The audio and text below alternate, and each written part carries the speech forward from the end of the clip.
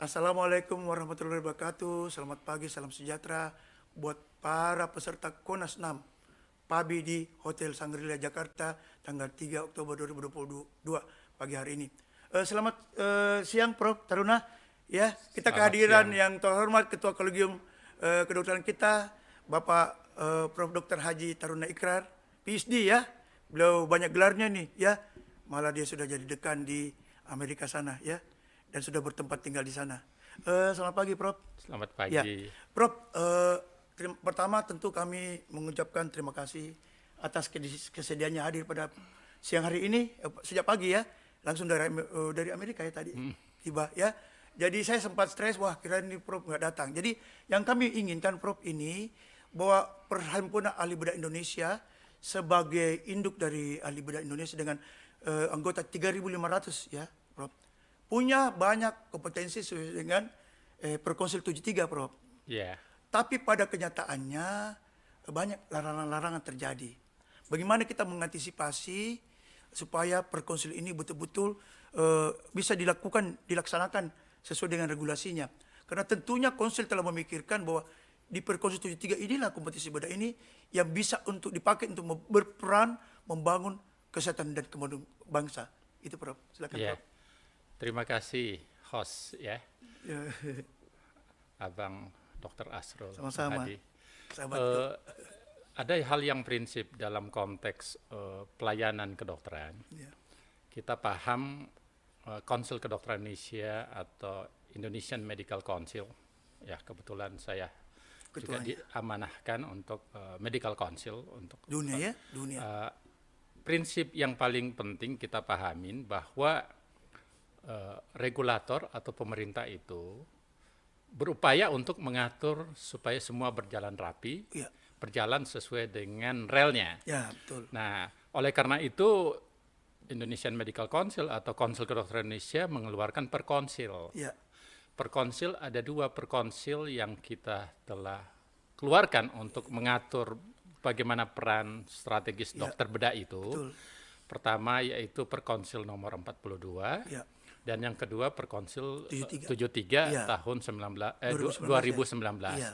Nah, Perkonsil itu merupakan guidance bagi seluruh dokter dalam hal berpraktek karena konsil kedokteran itu memiliki 3 wewenang yang sangat penting menurut Undang-Undang Praktek Kedokteran nomor 29. Ya. Pertama, menentukan standar pendidikan dokter profesi, yang kedua menentukan atau mengesahkan apa yang kita sebut dengan meregistrasi Ya. dokter, seperti outputnya itu STR, Ya. dan STR itu menunjukkan kompetensi. Ya, ya. Terus yang ketiga bagaimana development atau pembinaan dokter. Pembinaannya. Nah, dalam konteks ini saya melihat dalam Perkonsil 73 sebetulnya secara global sudah dijelaskan secara spesifik dan secara general juga peran, fungsi, dan apa yang menjadi kompetensinya Ya. para dokter bedah, Ya. termasuk general surgeon Ya. atau bedah umum ya. Ya.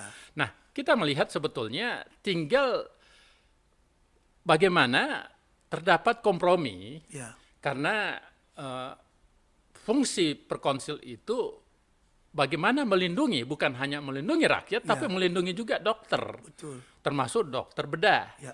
Nah, saya melihat secara fair sudah dijelaskan sebetulnya, hanya ada yang spesifik di situ, masih ada yang kompromi yang kita sebut dengan share kompetensi. Share kompetensi. Nah, share kompetensi ini sampai sekarang kita belum putuskan, Ya.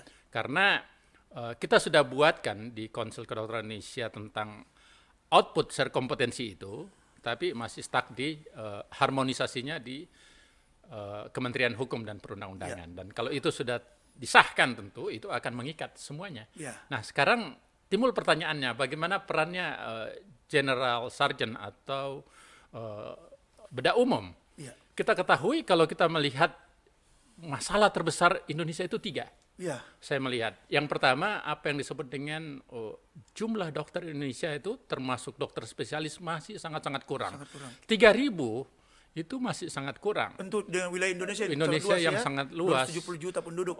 Total dokter bedah kita termasuk dokter spesialisnya itu ada yang kita sebut dengan 5.000-an. Saya Ya. bicara tadi dengan ketua kolegium. Di situ ada 5 ribuan yang tercatat juga di KKI. Ya. Itu ada 5.200-an. Ya. Nah, dari 5.200-an itu mayoritas 3.500-an, 3.425 itu adalah dokter bedah umum. Ya. Ya. Dan karena masalah kedua kita yaitu distribusi dokter Ya. sangat tidak seimbang, semuanya berkumpul di kota-kota besar. Iya, iya, betul. Apalagi yang subspesialis Iya. ya. Itu menyebabkan sangat penting bagaimana berkompetensi untuk peran dokter bedah umum ini juga diberi wewenang, Iya. diberi peran. Karena negara kita luas, ada 17.586 island atau pulau. Iya. Dan itu mendiami negara 60% penduduk Indonesia itu di daerah, di daerah, iya. bukan di kota-kota besar. Betul. Nah, jadi pada umumnya dokter subspesialis, konsultan itu di kota-kota besar. Iya. Nah, bagaimana perannya yang di daerah-daerah? Iya. Oleh karena itu perannya dokter bedah umum ini harus diberi wewenang yang lebih besar. Betul. Itu nulung persepsi kita dan kita sudah diskusikan juga di Konsil Kedokteran Indonesia tentang itu. Oleh karena itu dalam berbicara dengan peraturan konsil atau perkonsil itu sebetulnya bisa dilakukan amandemen untuk lebih spesifiknya ya. Ya tergantung aspirasi yang berkembang stakeholder kita. Betul. Salah satu stakeholdernya Konsil Kedokteran itu adalah kolegium. Betul. Jadi itu saya kira Ya. tanggapan kami. Begini Prof, cuma kita harus sepertinya itu kompetensi banyak disalahartikan. Artinya apa? Justru kompetensi itu justru kompetensi bedah umum dibagi ke yang lain dan nggak diberi kesempatan. Mestinya namanya kompetensi diartikan adalah sebagai kompetensi bersama, Prof. Itu paling bagus. Artinya apa? Misalnya ada satu penyakit A dikerja oleh bedah umum, terus ada yang subspesialis, dia nggak bisa melarang. Artinya kompetensi bersama. Kalau dikatakan juga kompetensi bisa diarti salahkan bahwa bagian A itu diambil orang lain, tidak bisa dikuasai oleh bedah umum. Itu namanya kompetensi. Banyak salah artikan, Prof. Jadi paling bagus itu mungkin kompetensi bersama. Saya gini ya, kompetensi itu artinya bukan seperti lahan tempat kita. Kita sudah ambil ini lahan kami, bukan tidak. Kompetensi itu artinya kesepakatan bersama untuk menjalankan kompetensi yang kita miliki secara bersama. Itu kompetensi, sehingga tidak terjadi konflik. Betul. Saya mau lihat gini, contoh yang paling konkret karena home base saya kan di Amerika. Walaupun kita melihat, kalau kita melihat general sergeant di Amerika itu gajinya besar sekali. Betul, Prof. Karena itu ukuran yang tepat ya. Itu rata-rata 470-an ribu dolar per bulan. tahun. Per Per tahun, tahun. Jadi kalau per bulan itu kita hitung, ini general ya, tentu ada yang lebih, ada yang kurang. Itu rata-rata sekitar 50.000. 50.000 ini kalau dirupiahkan itu bisa menjadi 750 juta per bulan. Betul. Nah, ini secara umum. Nah, kita melihat bagaimana General Sargent ini mempunyai peran yang sangat besar walaupun seperti negara Amerika yang jumlah ahli bedahnya sangat banyak, sangat besar. Tapi tetap dibutuhkan ya, Prof. Tetap sangat dibutuhkan. Nah, tentu konteks keindonesiaan itu juga perlu kita atur ya, karena output dari kompetensi itu adalah bagaimana kesepakatan tentang pembagian tugas. Kita kompetensi membagi tugas kompetensi kita supaya kita outputnya melayani masyarakat. Sehingga input dan kesejahteraannya para dokter juga meningkat, termasuk dokter-dokter umum. Karena output terakhir daripada kompetensi itu supaya tidak ada pertengkaran. Betul. Dan output dari ketidakadanya pertengkaran, kompromi itu outputnya adalah kesejahteraan. Betul. Semua dokter Indonesia termasuk dokter umum harus sejahtera. Iya, Prof. Itu yang dijaga oleh konsul ya, Prof. Itu kita atur. Prof, terakhir begini, Prof. Kan walaupun memang ada perkonsul 73, bagaimana kalau kita buat suatu konsul mengadakan suatu MOU, Memorandum of Understanding, bagaimana kita memanggil semua itu yang berkaitan dengan perkonsil itu dipanggil untuk buat tanda tangan bersama. Ya sebetulnya itu kan sebaiknya, Prof. Berbicara soal kompetensi ini kan lewat Konsil Kedokteran Indonesia telah mengundang MKIK ya. Dan MKIK dibawanya juga kolegium terkait juga kita undang semuanya.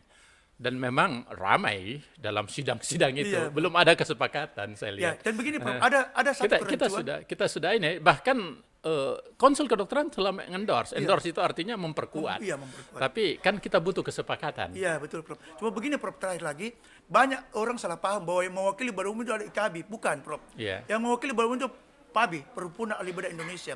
IKABI itu adalah federasi. Jadi Oke. beberapa ahli bedah berkumpul di bawah itu. Jadi ini sehingga posisi ini kadang-kadang tidak menguntungkan bagi kami. Oke, Kelompok kalau ahli bedah, begitu kita Prof. undang berarti PABI ya. Iya, Prof. Iya, kita undangnya Iya. bukan IKB tapi PABI. Betul, Prof. Nanti pada saat ada sidang-sidang di KKI kita Iya. akan melakukan itu. Iya. Nanti saya akan endorse. Terima kasih Iya. Prof ya. Terima kasih kami atas sangat berbahagia sekali dan berterima kasih kepada Bapak Prof Dr. Haji Taruna Ikrar PhD ya yang telah mau datang diundang ke studio mini kita podcast PABI Konas 6 dari Hotel Sangria Jakarta. Wassalamualaikum warahmatullahi wabarakatuh. Terima kasih Prof. Terima kasih. Waalaikumsalam. Terima kasih Pak.